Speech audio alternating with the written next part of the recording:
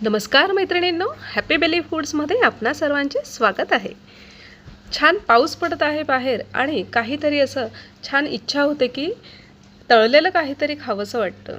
तर मग अशा वेळेस ते हेल्दी असावं, तर त्यासाठी मी आज तुमच्यासाठी घेऊन आलेले आहे खास क्रिस्पी छोले। तर मी इथे रात्रभर छोले भिजत टाकले होते आणि आता सकाळी त्याला स्वच्छ धुवून त्याच्या कुकरमध्ये 2 शिट्ट्या काढून घेतल्या आहे। पण ते जास्त शिजायला नको, मिनिमम थोडेसे असे प्रेस झाले पाहिजे, जास्त पण असे गचगच शिजवायचे नाही।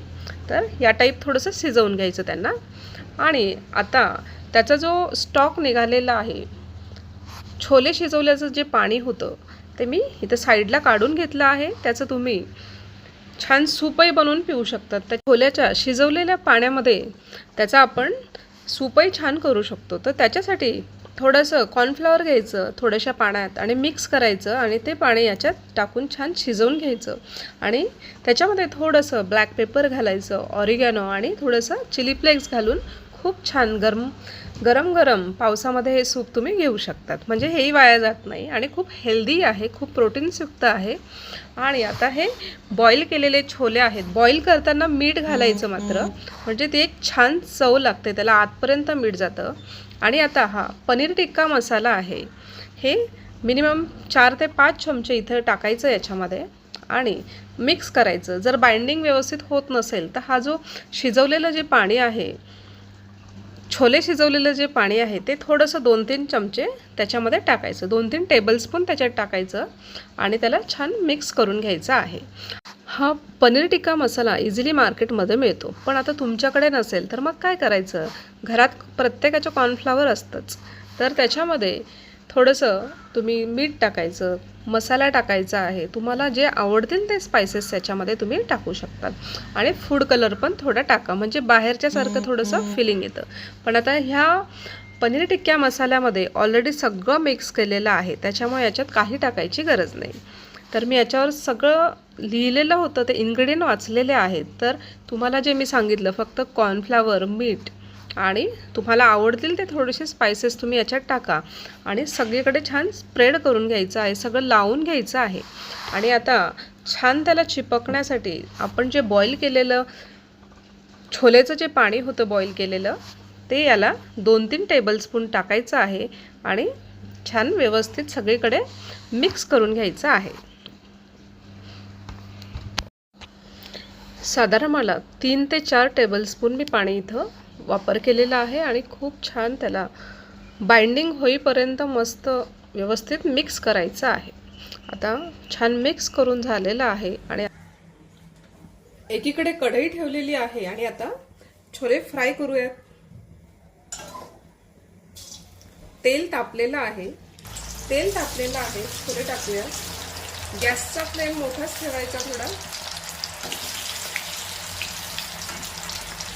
आणि लगेच त्याला हलवायचं नाही, थोडं फ्राय होऊ द्यायचं आहे। आम्ही एका हॉटेलमध्ये गेलो होतो तेव्हा ही रेसिपी मी खाल्ली होती आणि खूपच अप्रतिम झाली होती, मला खूप आवडली आणि हेल्दी होती। त्यामुळे मी ही रेसिपी म्हटलं चला आपल्या सबस्क्रायबरांना करून दाखवूयात। तर ही रेसिपी तुम्हाला आवडली असेल तर नक्की ट्राय करा। माझ्या मित्र आणि मैत्रिणींनो, प्लीज माझ्या चॅनलला सबस्क्राईब करा आणि बाजूला असलेलं बेल आयकॉनचं बटनही दाबा, त्याने तुम्हाला माझे नवनवीन व्हिडिओचे अपडेट्स तुम्हाला मिळतील। आता तुम्ही बघू शकत आहात किती छान क्रिस्पी झालेले आहेत। मोठ्याच गॅसवर याला तळायचं आहे। छोले टाकल्यावर लगेच त्याला पलटवायचं नाही, मिनिमम 2 मिनिट होऊ द्यायचं आणि नंतर दुसऱ्या साईडने त्याला छान क्रिस्पी होईपर्यंत तळून घ्यायचं आहे। तुम्हाला आवाज दाखवते किती छान फ्राय झालेला आहे, असा कुरकुरीत आवाज येत आहे। आता याला काढून घेऊया।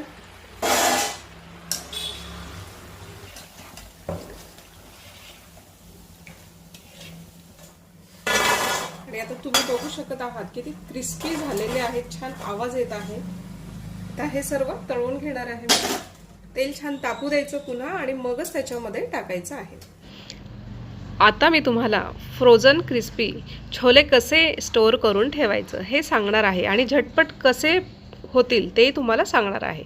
तर यासाठी सर्वात प्रथम जी आपण प्रोसेस केली होती, बॉईल छोल्यांना जे कॉर्नफ्लॉवर लावून ठेवलं सेम तसंच करून घ्यायचं आणि त्यांना डीप फ्रीजमध्ये एका झिपलॉक बॅगमध्ये किंवा एका एअरटाईट कंटेनरमध्ये ठेवायचं आहे आणि डीप फ्रीजमध्ये ठेवायचं. आणि हे 1 ते 6 महिने आरामात टिकतं. आणि जेव्हाही पाहुणे येतील तेव्हा 10 ते 15 मिनिट अगोदर काढायचं आणि आयत्या वेळेस तळून घ्यायचं, म्हणजे तुमचे मुलंही खुश होतात. Crispy chole healthy recipe ready झालेली आहे. आणि तुम्हाला हा माझा व्हिडिओ आवडला असेल तर प्लीज माझ्या चॅनलला सबस्क्राईब करा आणि बाजूला असलेलं बेल आयकॉनचं बटनही दाबा. त्याने तुम्हाला माझ्या नवनवीन व्हिडिओचे अपडेट्स तुम्हाला मिळतील. आणि माझा व्हिडिओ जास्तीत जास्त तुमच्या मित्रमैत्रिणींपर्यंत शेअर करा आणि व्हिडिओला लाईकही करा. आणि माझा व्हिडिओ बघितल्याबद्दल तुमचे मनापासून खूप खूप धन्यवाद. थँक्यू.